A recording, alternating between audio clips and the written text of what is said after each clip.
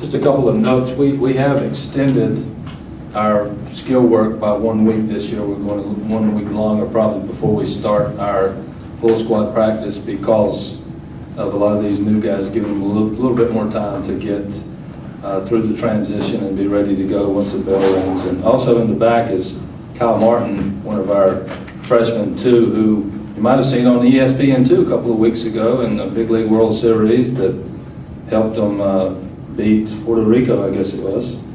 I don't know if you were the MVP, but you should have been. Were you the MVP? No, they didn't give me the award though. I'm giving it to you. You're the MVP. I think he got the win on the mound, 6 innings and 3 hits. 3 hits, 1 home run and a double. So there you go. We got a talented group of newcomers. We got some veteran guys back, and we're going to start here on Monday trying to put together a team that can get to the postseason, and we'll go from there. First day of then official team practice Is September The day before Navy, right? 16th? Yeah, day before Navy. That sounds right. The day before Navy game. Every day? The Friday. 16th. That sounds right. That sounds right. 16th, there you go. Since the coach can't walk-ons and all, you know how you gonna have trying out? We probably, I normally try to have around 45 in the fall because we'll have some guys. Roth will be on the shelf with his tonsillectomy for 2 or 3 weeks. We'll go real slow with Price. Some of the veteran guys, Webb's a little bit behind. You know, we bring some extra guys on, give them an opportunity, especially from a pitching standpoint. I think we're starting at around 45 and 46, and of course we have to get down to 35, you know, before February 17th, I believe is opening day this year. It's a little bit earlier, it's a little bit earlier than before, but so we'll have that kind of roster going into fall practice. Ray, how much, I mean, there are some years when probably 4 of the 5 guys up there would have been, you know, going off to the pros. How much does it help that you can bring the guys in, they can get to school early in the summer, kind of be around each other, be around campus and things like that, and in their decisions? Well, I think you probably have to ask them, but it helps them get educated. It helps them get comfortable. It helps them, you know, get a feel for the lay of the land. And you know, sometimes when you're in a situation like these guys have been, where they're really the big fish. They don't know anything different until they get out of it a little bit and start visiting here on campus and meeting with some of the other players and crossing paths and starting to learn that, you know, it may be a right situation for you to not come to school, but there's great things on the horizon. And you know, we're not asking guys to give up an opportunity to play professional baseball. We're asking them to take a different path, a path that will possibly very well increase their percentage of being successful when they're 20 or 21. So I think it's good. This is an NCAA rule that passed a few years ago that will allow our guys to come, and I think like I said, we had 6 guys that were here for second session, and I like having them here. Welcome our newcomers up here. Our new 5 of our newest Gamecocks. I'm going to start off here closest to me. We have Tanner English, who was a 13th round pick from the Tampa Bay Rays. Once clocked at a 6.37 and a 60-yard dash. So Tanner, welcome. TJ Costin, who was a 22nd round pick next to him from the Texas Rangers. He's from Virginia Beach, Virginia. Tanner's from Mills Inlet, South Carolina, by the way. Next to him, Evan Beal, an 8th round selection from the Kansas City Royals, South County High School, Fairfax Station, Virginia.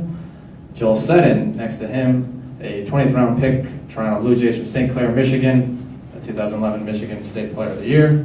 And to the right of him, Joey Pancake, 42nd round pick from the Texas Rangers. He's an all-state player and the top shortstop in the state of South Carolina. So questions to any of the players, please raise your hands. Please also, if you could, introduce yourself, your name and your affiliation so the guys can start to get to know you.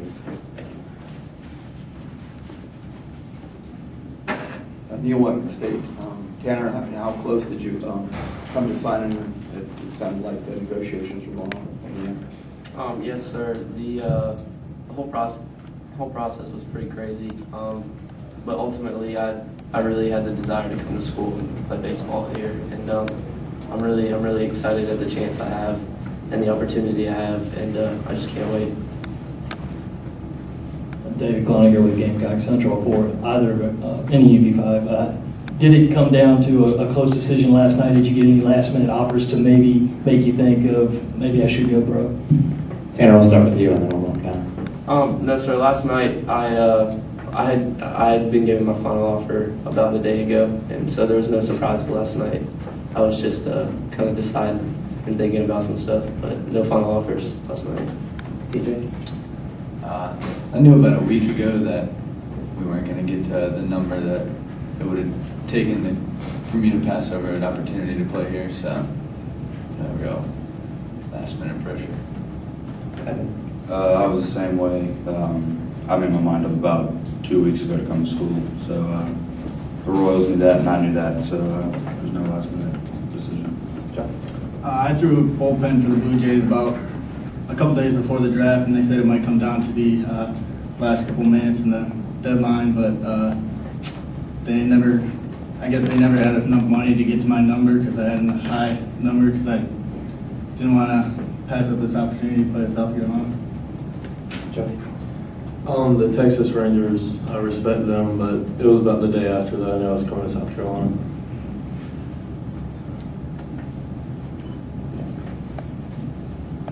This is for any of you.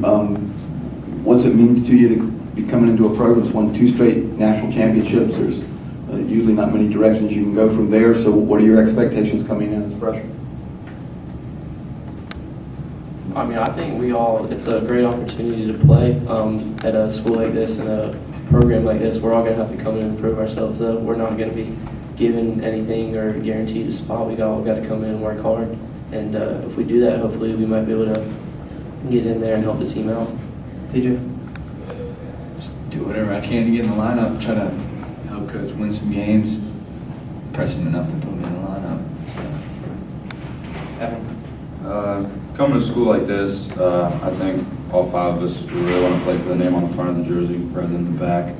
And you know, when you hear about recruits like these guys I'm sitting next to, you know, we got a lot of talent here, and you really want to play with all these guys at least for the next 3 years, possibly 4. Like the other guys said, it's a great opportunity to be here at South Carolina, and such an amazing program, and we got a lot of talent coming back, and a lot of great guys and a lot of talent coming in, so it should be a lot of fun. Go along with what Joel said. We have a bunch of great guys here, guys coming back, guys coming in. I just want to do what I can to help the team win some more games.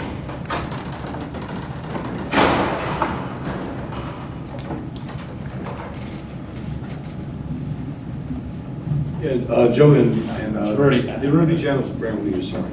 Yeah, Joey and Joel battle for shortstop. I guess I'm sorry, TJ. The battle for shortstop coming up, open spot. What are your thoughts about that? Nothing better than friendly competition, I guess.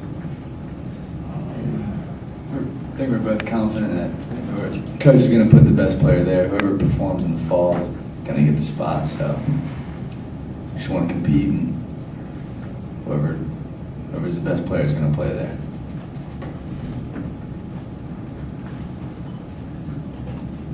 I guess the same thing goes for, you know, Evan and Joel. A lot of talented pitching coming back now, especially with Roth and Price returning. How do you see yourself battling for innings, and where do you think you might can fit in? You know, wherever coach wants us to fit in, really. You know, we know that with all these guys coming back, it may take maybe a year for us to get out there, but we really want to wait in the wings and you know, make sure we're mentally prepared to go out there and you know, learn from these guys who have such great experience, especially with 2 national championships under their belt. It's gonna be a lot to take in and a lot to learn.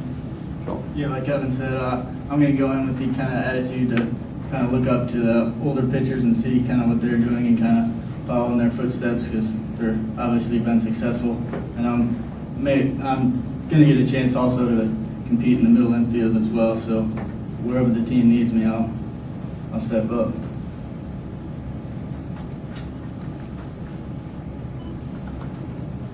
Any other questions from our newcomers? Ready? Just general, most of the guys, I mean, and baseball's not a different sport from the others. Most of the guys are playing baseball, basketball, football, whatever they play most of it all year long. You know, when do you get a break, I guess, and do you enjoy it when you do take a little bit of time off? I don't take any breaks. work as hard as I possibly can. It's good when you struggle to step away from the game a little bit, but I try not to take any breaks. I feel like when we take breaks, we're hanging out together and we're getting to know each other. So, I mean, once it comes time to play on the field, we're that much closer, and we kind of have a feel for what the other person next to us is thinking, and that'll help us maybe in the later innings of the game. In high school, I was a three-sport athlete, so I kind of had some time off of baseball while I still kind of worked at it. And being from Michigan, I kind of had to work inside in baseball because the weather's not always cooperative. But it's good to have a little bit of time off, give the body a rest. But then again, you kind of want to work as hard as you can, as long as you can. Anything to add, Joey? I don't really ever take a break from baseball. It's been the only sport I've ever played. So I just like to work hard and I'd like to get as good as I can. There's not really a ceiling anywhere soon, I don't know.